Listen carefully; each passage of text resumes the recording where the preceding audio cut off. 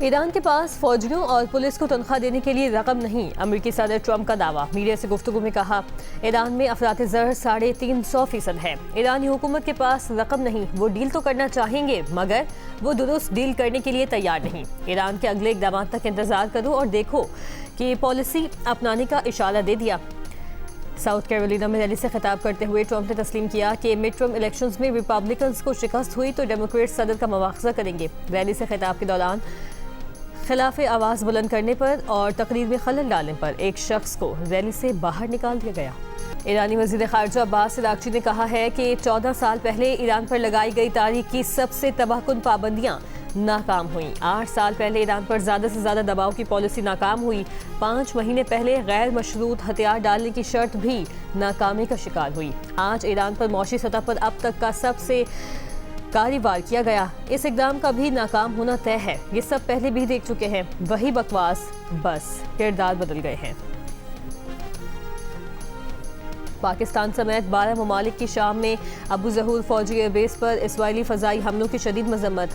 हमलों को शाम की खुद मुख्तारी, इलाकाई सालमियत और सियासी वहदत की खुली खिलाफ वर्जी करार दे दिया। वज़ारत ख़ारिजा के मुताबिक पाकिस्तान, तुर्की, अलजज़ायर, इंडोनेशिया, उर्दन, लबनान, मलेशिया, मोरितानिया, फ़लस्तीन, कतर, सऊदी अरब और सोमालिया के वज़ीर ख़ारिजा के मुश्तरका एलामिया में कहा गया है कि शाम की सरजमीन और इंफ्रास्ट्रक्चर को मुसलसल निशाना बनाने से मुल्क में सिक्योरिटी की बहाली, कौमी इदारों की तामीर नौ और तवील तनाज़े के इंसानी असरात से निमटने की कोशिशों को नुकसान पहुँचने का खदशा है।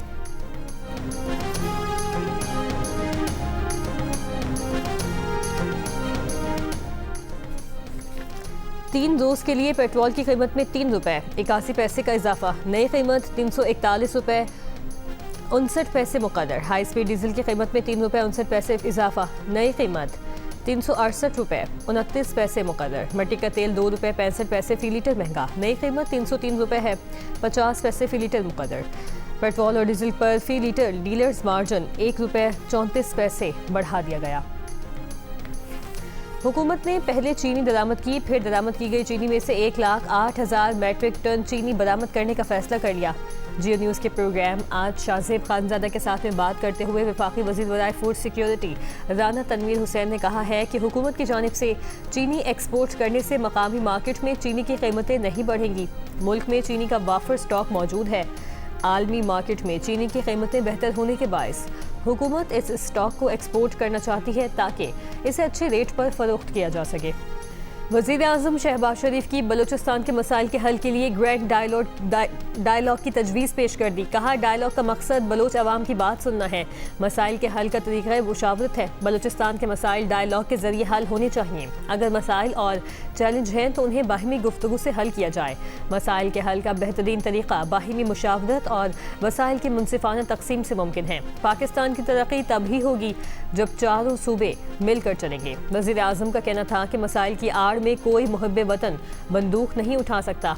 बलूचिस्तान और खैबर पख्तूनख्वा में दहशतगर्दी के पीछे दुश्मन ममालिक हैं।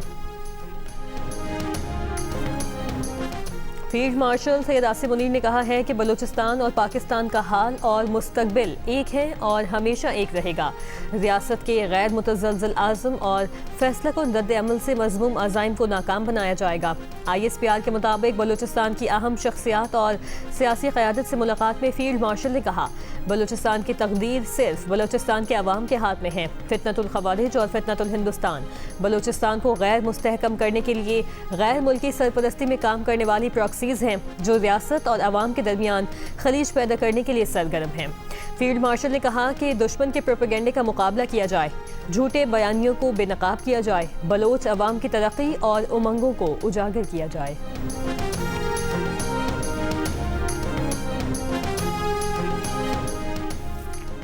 वज़ीर आज़म का यौम आज़ादी के मौके पर अफसरान की बगी पर सवारी का नोटिस। वज़ीर आज़म का IG इस्लामाबाद और चीफ कमिश्नर की बगी पर सवारी पर बरहमी का इजहार। सरकारी ज़राए के IG और चीफ कमिश्नर को वज़ीर आज़म की नाराज़गी से आगाह कर दिया गया। दोनों अफसरान को जॉइंट सेक्रेटरी डिसिप्लिन की तरफ से तहरीरी तौर पर आगाह किया गया। चीफ कमिश्नर और IG इस्लामाबाद 14 अगस्त को तकरीब में बगी पर सवार पहुँचे थे। जॉइंट सेक्रेटरी के ख़त में वज़ीर आज़म का हवाला देते हुए कहा गया है कि ऐसी ज़ाती नमूदो नुमाइश अवामी खदमत के असूलों के मनाफी है। ख़त में वज़ीर आज़म की तरफ से सिविल सर्वेंट्स को ऐसे तर्ज अमल से गुरेज सादगी बरकरार रखने की हिदायत की गई। बानी पीटीआई को 20 और 21 अगस्त की दरमियानी शब तिब्बी मुआयने और इलाज के लिए पिम्स अस्पताल लाया गया। पिम्स एलामी के मुताबिक तिब्बी मुआयने में शिफा इंटरनेशनल अस्पताल के 2 माहिरीन ने आंखों के मुआयने में हिस्सा लिया। बानी पीटीआई के दीगर तिब्बी मुआयने के लिए पिम्स के मुतल्लिका माहिरीन ने हिस्सा लिया। अमराज चश्म के मुआयने से हासिल होने वाली तिब्बी राय को दीगर तिब्बी तहकीकात के नताइज के साथ मद्देनजर रखा गया। पिम्स के डॉक्टर्स पर मुश्तमिल मेडिकल बोर्ड ने तिब्बी फिटनेस रिपोर्ट को हतमी शक्ल दी। एलामी के मुताबिक पिम्स मरीज की राजदारी सुप्रीम कोर्ट की हिदायत के पेश नज़र तिब्बी रिपोर्ट का कॉन्फिडेंशियल मंदरजात जाहिर नहीं करेगा। इमरान खान का तिब्बी मुआयना शिफा इंटरनेशनल अस्पताल में नहीं, पिम्स अस्पताल में हुआ। वफाकी वज़ीर इत्तलात अता तादर ने कहा कि शिफा अस्पताल के बाहर और रास्ते में पीटीआई कारकुनों ने सिक्योरिटी की सूरत हाल पैदा की, जिसकी वजह से पिम्स अस्पताल में शिफा अस्पताल के डॉक्टर्स की मौजूदगी में बानी पीटीआई का तिब्बी मुआयना करवाया गया। डॉक्टर्स ने बानी पीटीआई को सेहतमंद करार दिया। तिब्बी मुआयने के बाद बानी पीटीआई को वापस अडियाला जेल मुंतकिल कर दिया गया। वफाकी वज़ीर तारिक फजल चौधरी ने कहा कि तिब्बी मुआयने के दौरान बानी पीटीआई की बहन उज़्मा खान उनके साथ रहीं। सेहत जैसे हसास मामले को सियासी तनाज़ा या गैर ज़रूरी सनसनी का रंग न दिया जाए। दूसरी जानिब बानी पीटीआई के अस्पताल मुंतकली के फैसले पर हुकूमत ने सुप्रीम कोर्ट में दोबारा नज़र-ए-सानी दरख्वास्त दायर कर दी। दरख्वास्त के मुताबिक सुप्रीम कोर्ट के फैसले में कानूनी सकम है। चीफ कमिश्नर इस्लामाबाद को फरीक बनाए और नोटिस जारी के बगैर फैसला सुनाया गया। अदालत को मेडिकल रिपोर्ट पर तकनीकी माहिरीन की राय लिए बगैर बराह रास्त फैसला नहीं देना चाहिए था।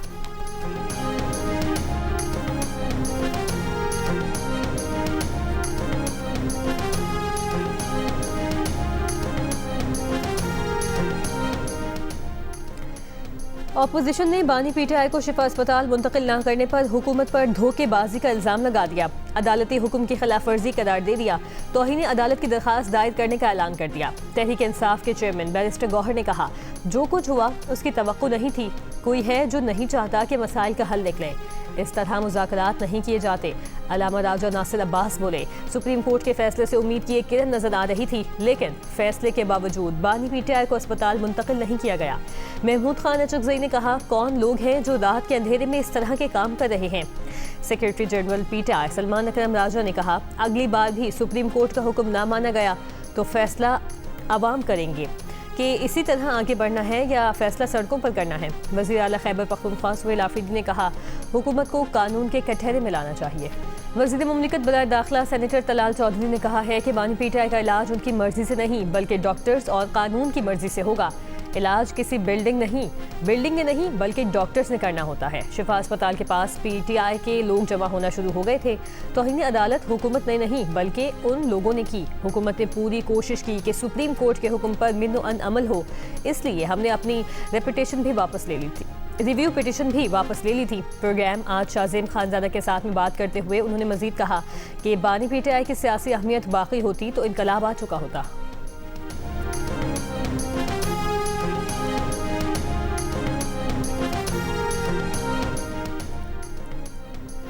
वज़ीर इत्तलात खैबर पख्तूनख्वा शफी जान ने कहा है कि अब हम सड़कों की तरफ ही जाएंगे। पीटीआई में एक धड़ा है जो मुज़ाकरात का हामी था, अब उसने भी हाथ खड़े कर दिए हैं। वो भी अब सड़कों पर निकलने के हामी नजर आ रहे हैं। जो कुछ हुआ वो किसी राबते का नतीजा नहीं था। हुकूमत ने सुप्रीम कोर्ट के हुक्मनामे को रद्दी की टोकरी में फेंका और अदालती फैसले के साथ साथ इमरान खान की सेहत के साथ भी खिलवाड़ किया। तौहीन अदालत की कार्रवाई की तरफ जाएंगे। प्रोग्राम आज शाहजेब खानजादा के साथ में बात करते हुए उन्होंने मजीद कहा कि अदालती हुक्म शिफा अस्पताल ले जाने का था। शिफा अस्पताल के बाहर पीटीआई का कोई कारकुन मौजूद नहीं था। बानी पीटीआई का कोई टेस्ट नहीं करवाया गया, सिर्फ बीपी चेक किया गया और आंखों में एक इंजेक्शन लगाया गया। अब हुकूमत सुप्रीम कोर्ट के पास किस चीज़ की रिपोर्ट लेकर जाएगी? हुकूमत जो भी रिपोर्ट लाएगी वो हमें काबिल कबूल नहीं होगी।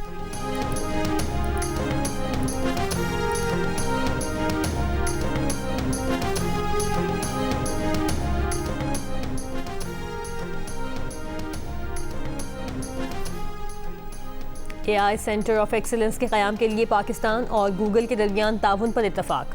वज़ीर आज़म शहबाज शरीफ का गूगल टीम के एजाज़ में इस्तकबालिया।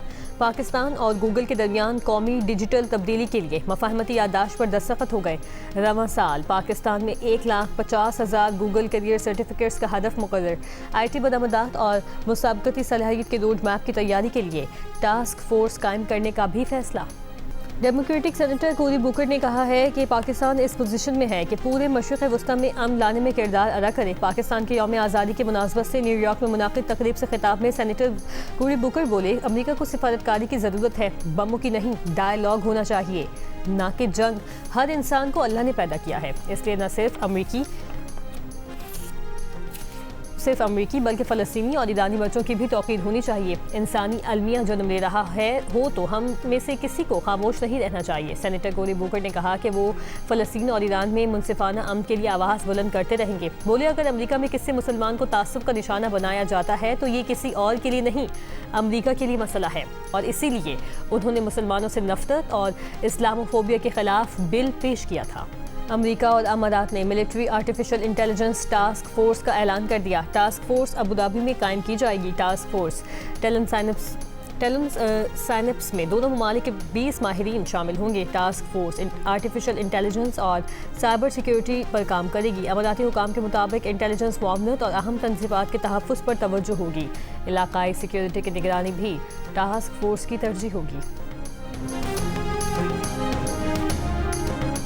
पाकिस्तान और मलेशिया के दरमियान सज़ा याफ्ता अफराद की हवालगी के मुआहदे पर दस्तखत। वज़ीर आज़म शहबाज शरीफ की तकरीब में शिरकत। मुआहदे पर वज़ीर दाखिला मोहसिन नकवी और मलेशिया के वज़ीर दाखिला सैफुद्दीन इस्माइल ने दस्तखत किए। मलेशिया के वज़ीर दाखिला की मलेशिया के सफ़ीर और आला सतह के वफ़द के हमरा GHQ आमद। फील्ड मार्शल सैयद आसिम मुनीर से मलेशिया के वज़ीर दाखिला सैफुद्दीन बिन इस्माइल की मुलाकात। इलाकाई सिक्योरिटी सूरत हाल और बाहिमी दिलचस्पी के उमूर पर तबादला ख्याल किया गया। फील्ड मार्शल सैयद आसिम मुनीर का मलेशिया के साथ दिफाई ताउन स्ट्रेटेजिक रवाबित मज़ीद गहरा करने के आज़म का यादा।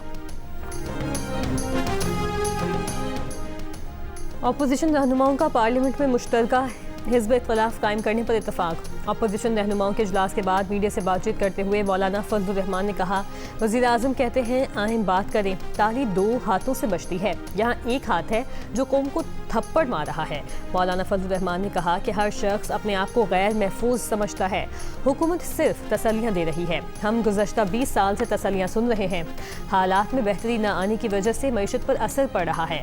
सलमान अकरम राजा ने कहा, जिस थप्पड़ का जिक्र मौलाना ने किया वो हम सब के चेहरों पर पड़ रहा है। ये रवैया मुल्क के लिए मोहलिक है। हमें पूरी कौम को साथ लेकर चलना होगा। मौलाना फजलुर रहमान की रिहाइशगाह पर होने वाले इजलास में पार्लियामेंट में अपोजिशन लीडर महमूद अचकज़ई, अलामा नासिर अब्बास और तहरीक इंसाफ के रहनुमाओं ने शिरकत की।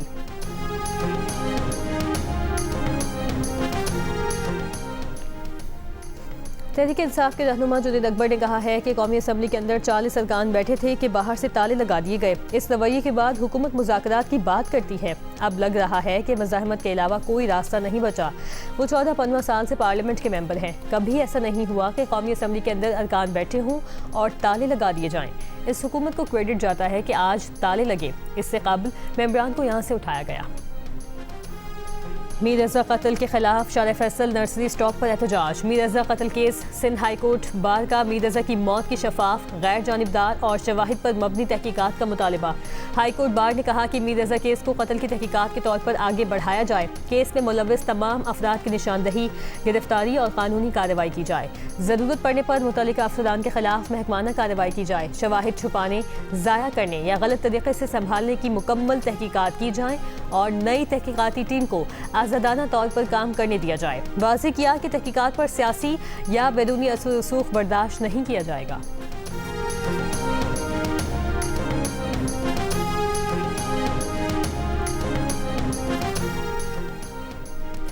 तहकीकात तब होती हैं जब कोई बेगुनाह मारा जाए। बदीन में मुबैना पुलिस मुकाबले में महरम दिल की हलाकत के मामले पर DIG तारिक धादेजो की जी न्यूज़ से गुफ्तगू। कहा, मुकाबले में मनशियात फरोश मारा गया, लोगों ने लाइव देखा। ग्रे पिस्तौल मुलजिम के बाएं हाथ में किसी अहलकार ने रखा होगा। नई बात क्या है? बोले, कड्ढन पुलिस मुकाबले की तहकीकात नहीं की जा रही। पुलिस मुकाबले में 2 अहलकार शदीद जख्मी हुए। अस्पताल जाकर मालूम करें अहलकार किस मौत के मुंह से निकले हैं। महरम दिल 26 जुलाई को मुबैना मुकाबले में हलाक हुआ था। महरम दिल की पोस्टमार्टम रिपोर्ट पर गुरसा के एतराज़ात। वालिद ने कहा, रात 10:30 बजे के करीब महरम दिल की लाश दी गई। महरम दिल के जिस्म पर गोलियों के अलावा और कोई निशान मौजूद नहीं था। जिस्म पर कट लगाने का कोई निशान मौजूद नहीं था। हमारे साथ नाइंसाफ़ी हो रही है। पोस्टमार्टम का दावा झूठा है। कब्र कुशाई करके दोबारा पोस्टमार्टम का मुतालबा।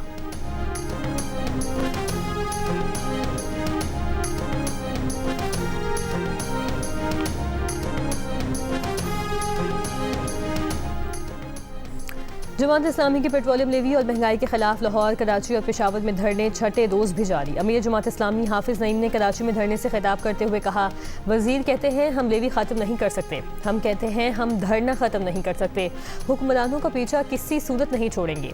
IPPs के खिलाफ कामयाब जिद्दोजहद की है। बिजली के हर यूनिट पर 8 से 10 रुपए कम हुए हैं। हुकूमत ने आवाम की बात नहीं मानी तो जल्द हड़ताल की कॉल देंगे।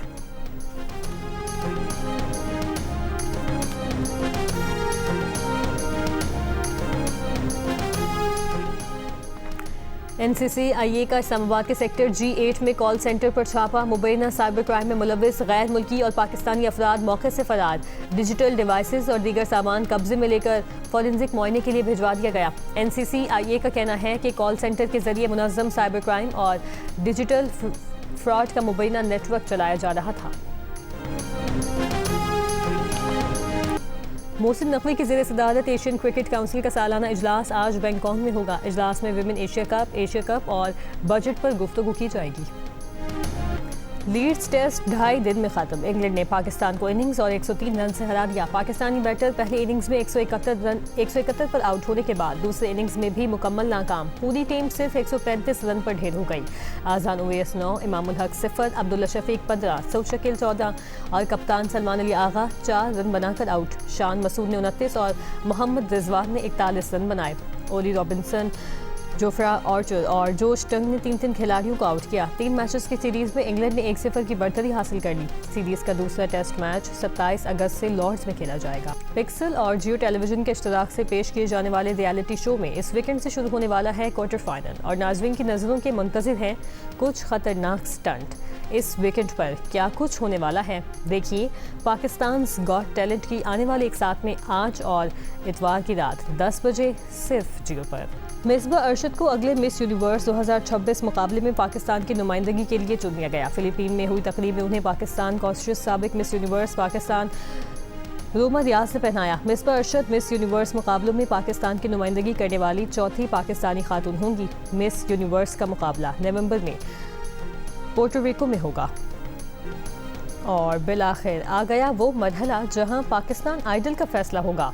कौन बनेगा पाकिस्तान आइडल का फातेह, इस इतवार को 7 बजे शाम सबके सामने आ जाएगा। रंगारंग शो, 8 उम्मीदवारों का कांटेदार मुकाबला, एक से बढ़कर एक परफॉर्मेंस और जजेस का इम्तिहान और उनकी भी गुलकारी शो को 4 चांद लगाएंगे। तो फिर देखना ना भूलें पाकिस्तान आइडल फिनाले सबसे पहले जियो पर।